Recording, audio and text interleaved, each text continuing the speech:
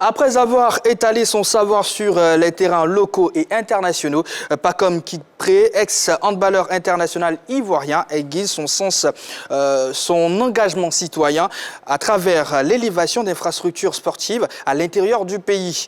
Quel est le sens du projet et quels sont les moyens à disposition? La grande team l'accueille pour en savoir un peu plus.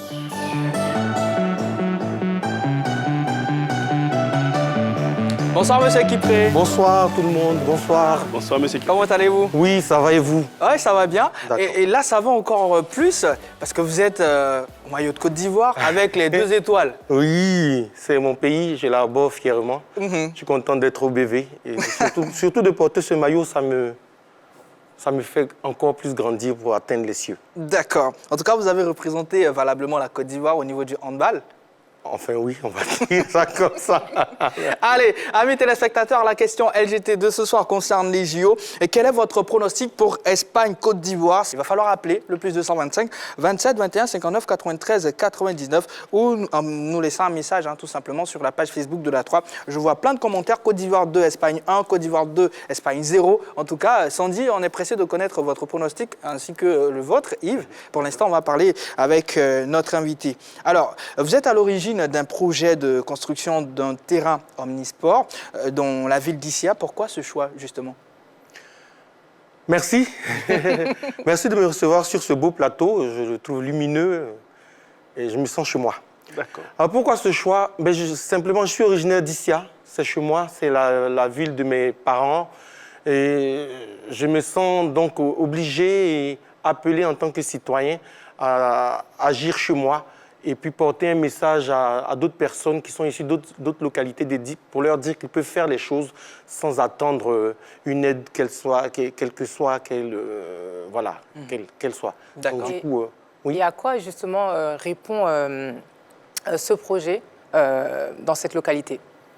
Mais ce projet répond aux besoin de donner du sport social à des enfants qui aujourd'hui rêvent de Ligue des Champions, par exemple. Donc, de les emmener à ne pas croire qu'ailleurs, le sport est mieux que chez eux. Les emmener à ne pas s'engouffrer dans des carlings d'avion pour aller se tuer sur des tarmacs. Donc, aujourd'hui, je crois que nous avons le devoir de sortir les enfants de la boue et de les mettre dans des infrastructures adéquates pour qu'ils puissent faire du sport. Yves? Moi, j'ai bien envie de vous demander, déjà félicitations pour ce projet d'envergure, c'est une très bonne chose. Cependant, est-ce que pour la mise en place de ce projet, vous avez bénéficié de l'appui du ministère et puis de votre fédération, qui est la Fédération ivoirienne de handball? Alors non, pas du tout. Pas du tout, parce que je ne m'inscris pas dans ce genre de projet. Je ne m'inscris pas dans le projet de demander de l'aide à l'institution parce que je pense que nous sommes aussi capables de pouvoir nous fédérer et de pouvoir faire les choses sans avoir besoin d'attendre que la manne vienne de l'institution des ministères ou des structures de tutelle. Je pense que nous pouvons, moi je suis ici de la diaspora, je vis en France et je sais que nous avons un feeling au niveau de la représentation humaine qui est très importante et que nous pouvons porter les choses. Si on peut porter les choses, moi, c'est ma philosophie, je ne me pose pas de questions, je ne tends pas la main à l'institution. Je tends la main à mes copains, à mes copines autour de moi et je pense que nos 5 euros, nos 10 euros mis ensemble, parce que ce qu'on a fait peut nous emmener à faire de très, très grandes choses qui peuvent être copiées. Je pense que c'est l'exemple que je veux donner aujourd'hui en construisant ce terrain omnisport. C'est important, c'est important. Et du coup, mis à part la ville d'Issia, est-ce que d'autres villes sont prévisibles en fait pour être bénéficiaires? Alors aujourd'hui, moi je suis à Issia, j'y suis, j'y reste comme on dit. Et justement, j'en appelle aux gens qui vont me suivre, qui sont d'autres localités, de se nourrir. Parce que mon projet, c'est un projet pilote. Et de se nourrir de ce projet-là et de pouvoir aussi porter les choses dans leur localité. Sinon, nous faisons partie d'un réseau qu'on appelle le réseau solidaire et participatif à Paris. Je les salue au passage. Ce sont ces amis-là qui ont gratté sur leur fiche de paye pour pouvoir donner des sous. Ça fait 3 ans qu'on a fait la collecte et cette année, nous sommes prêts. Donc, les autres peuvent le faire. Nous, on est à Issia. On a choisi ICH chez le maire Fanny Karim, que je salue au passage, et le grand frère Barthélemy Nabo, qui nous a donné l'espace pour pouvoir construire ce terrain pour les jeunes de la ville. Donc c'est juste la collecte qui a permis de réunir les fonds nécessaires pour la construction. Uniquement, exclusivement. On n'a pas reçu d'aide, on n'a pas demandé non plus. Hein. On a cru en nous-mêmes pour pouvoir porter les choses. Et c'est cette collecte-là qui a commencé en octobre 2018 et qui s'est achevée en fin 2021, qui a permis le lancement des travaux ce lundi dernier. Alors, quelles sont les caractéristiques de ce stade-là? Alors, c'est un terrain omnisport.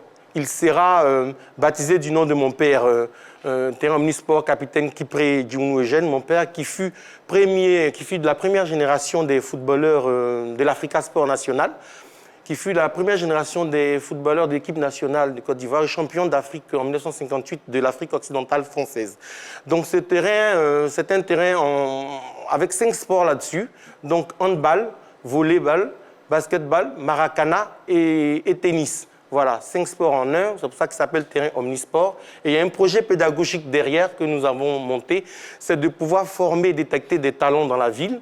Et donc on va en appeler à des comment je peux appeler ça, des petits coachs, des éducateurs sportifs. On va les former pour que le jour où les enfants n'ont pas cours, le jour où les enfants n'ont pas école, ils soient encadrés pour pouvoir faire du sport et détecter des talents. D'accord. Monsieur Kipré, vous êtes censé savoir que sous nos cieux, obtenir des infrastructures sportives de qualité pour la pratique du sport de haut niveau, c'est un peu la croix et la bannière. N'en parlons même pas de la gestion et puis de son entretien. Eh bien, ce constat m'emmène à vous poser cette question. À qui reviendra la charge de la gestion et de l'entretien de ce site-là? Très bonne question. On s'est posé cette question, nous, en nous engageant dans ce projet de haute envergure. Et au-delà de ça, on avait vraiment envie de le faire. On s'est engagé dedans, on ne s'est pas posé la question, on s'est posé la question avant. On a essayé d'occulter cela et maintenant, la question se pose. Alors, quand on a fait ce projet, forcément, le service après-vente, il se pose. Qui va l'entretenir? Mais moi, j'en appelle à la responsabilité citoyenne. Voilà, le maire Fanny Karim, il y a le grand frère Barthélemy Nabo qui a une école et le terrain est construit en face de son école. Je pense que ces deux forces mises ensemble, je leur ai demandé de vive voix. On va avoir une réunion là-dessus. C'est le terrain des jeunes d'ICIA, c'est le terrain de tout le monde. Donc il faut s'armer d'un engagement citoyen et de pouvoir porter les choses. Nous, on va passer à autre chose après. Nous, on ne vit pas en Côte d'Ivoire et c'est à eux de pouvoir gérer cela. Donc la gestion, l'entretien, ça doit être l'affaire de tous. Bien sûr. En tout cas, le message est clair et je crois que c'est important. Allez, on sait que les travaux ont été lancés. À quand l'inauguration, Monsieur Kipré? Alors, on a des jeunes architectes, des jeunes ingénieurs qui sont sur le terrain que je salue, Ange Joquet, Noé Chancel, qui ont vraiment porté ce projet. Et ils nous ont dit que les travaux pourraient être livrés en 3 semaines. Donc, on est sur du 20 août, entre le 20 et le 25 août, pour une inauguration prévue le week-end du 11 septembre. Voilà. D'accord. Très bientôt. Vous avez une question, Sandy? Non. Non. Alors, nous sommes en pleine période des JO, vous le savez, et vous y avez pensé, mais dans une dimension locale, clairement. Expliquez-nous un tout petit peu. Comment ça va se passer? C'est quoi l'idée des... Alors, il s'agit des Jeux olympiques de l'enfant africain de Diego Nefla. Je suis très engagé auprès des populations grâce au maire Bagrou Simon, que je salue. J'ai monté un centre de loisirs pour enfants à Diego Nefla il y a 3 ans. Et chaque année, j'y vais pour pouvoir faire des projets. Et cette année, c'est l'année des Jeux. Les Jeux, c'est la fête sportive d'excellence. Donc, j'attends un groupe de jeunes Français de ma ville, Asnières-Clichy, qui arrive le 3 août. Et ensemble, le thème, c'est les Jeux africains, les Jeux olympiques de l'enfant africain. Alors, qu'est-ce qu'on va faire? On va lancer des compétitions sportives tout le mois d'août en travaillant avec 8 pays de l'Union africaine. Le constat qu'on a fait, c'est que les enfants ivoiriens ne connaissent pas les pays qui sont autour de nous, le Burkina Faso, le Mali, le Ghana, ils ne le connaissent pas. Donc nous, La thématique qu'on a mis, c'est ça. On va travailler autour des pays. On va composer des délégations avec les enfants. Ils seront 20-25 par délégation. Ils vont porter les maillots de la délégation. Ils vont avoir le drapeau de la délégation. On va faire une parade. Ils vont défiler. Et après, comme aux Jeux Olympiques, on va faire une cérémonie d'ouverture. Et après ça, ils partent en équipe en représentant une nation. Et puis à la suite de ça, ils auront des médailles, ils auront des goodies, ils auront des cadeaux. Et puis voilà, juste pour pouvoir joindre l'utile à l'agréable en apprenant beaucoup avec les termes de géographie, d'économie, et c'est très important. Parce que le constat que je fais, c'est que le petit Européen de 6-7 ans est capable de me citer les 32 pays de l'Union, les pays de l'Union européenne, alors qu'à Diagounef, là où je suis, je peine un peu pour pouvoir... mais ce n'est pas de leur faute, hein, c'est voilà, mais c'est à nous, adultes, de leur apporter la culture. D'accord. C'est une très belle initiative. D'accord. Et ça sera quoi la catégorie d'âge pour pouvoir participer à ces jeux-là? Alors, en centre de loisirs, le centre de loisirs que nous avons monté à Diagounef accueille les enfants de 7 à 16 ans. Voilà, donc... pas plus, hein? Pas plus, oui, 7 à 16 ans. On est même allé un peu trop loin, parce que le besoin se faisait sentir. On s'est rendu compte que des gamins de 16 ans, pendant les vacances, excusez-moi le terme, ils galéraient pour pouvoir s'occuper. Donc on s'est dit, allez, on coop jusqu'en 4e, alors qu'on devrait s'arrêter en CM2.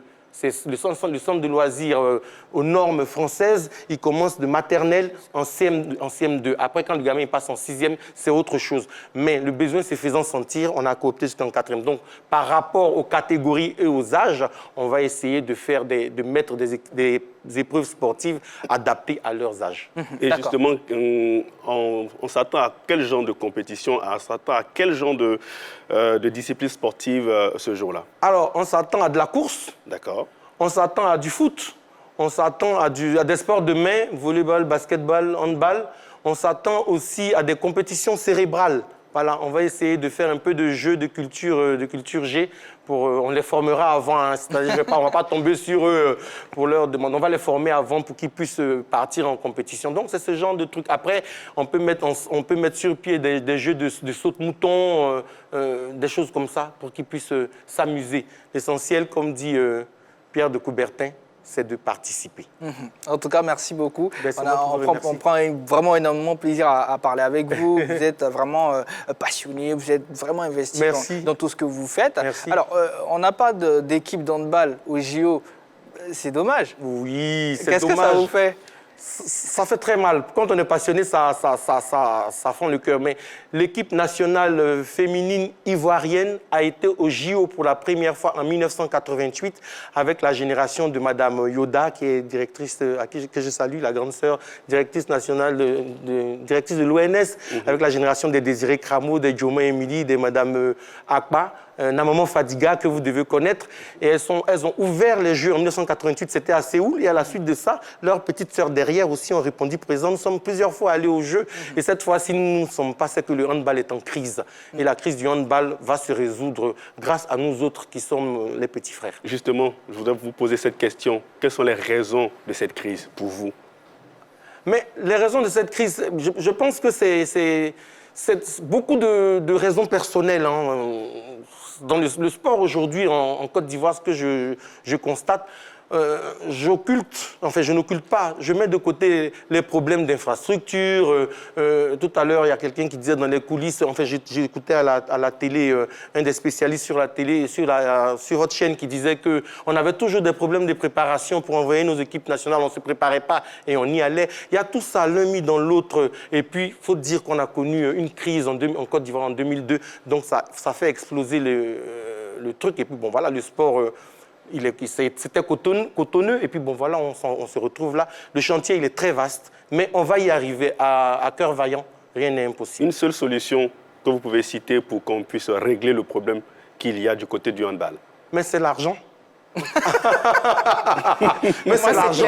Il faut injecter de l'argent, il faut injecter les budgets qui sont alloués aux compétitions à bon escient. C'est tout. Voilà, on ne peut pas demander, par exemple, à moi, je sais ce qu'on m'a demandé quand on m'a sélectionné pour aller en équipe nationale, ce qu'on m'a demandé de faire. Dites-nous. Oui, je ne peux pas dévoiler des choses ici. Mais ça date de longtemps, donc aujourd'hui, on peut savoir. Moi, je vous dis, par exemple, alors, on a un groupe de joueurs qui sont en France, on a un groupe de joueurs qui sont en Côte d'Ivoire, Et puis, le groupe de joueurs et le groupe de la Côte d'Ivoire se retrouvent au Maroc pour pouvoir aller en compétition. Mais ça ne peut pas marcher. Qu'est-ce que vous voulez? Ils se retrouvent le jour de la cérémonie d'inauguration de la Coupe d'Afrique des Nations de handball pour pouvoir faire une équipe. Mais qu'est-ce que vous voulez que ça... Non, voilà, c'est... Il y a beaucoup de choses comme ça. Du coup, et dans tous les là, il n'y a sports, pas de lien. Oui, c'est ça. Donc, il n'y a pas de lien, il n'y a pas de lien, il n'y a pas de cohésion. Et dans beaucoup de sports aujourd'hui, malheureusement, c'est comme ça. D'accord. Un dernier message à la ville d'Issia par rapport au projet. Alors, aux jeunes d'Issia, je vous salue chaleureusement et je vous dis que nous vous offrons ce terrain. Tous vos tontons et tantis du réseau solidaire ivoirien participatif de France et de Côte d'Ivoire aussi, parce que j'ai des amis en Côte d'Ivoire aussi qui ont participé, vous offrent ce terrain. Prenez-en soin, il est à vous. Prenez soin de la chose publique. C'est par là que commence l'éducation citoyenne. Merci beaucoup. En posant cette action, en tout cas, ce n'est pas qu'à la ville d'Issia que vous faites du bien, mais c'est à la Côte d'Ivoire. Merci beaucoup d'être passé. Je vous remercie. À très bientôt. À très bientôt. Allez, amis téléspectateurs, nous allons marquer une courte pause. On revient juste après pour poursuivre l'émission.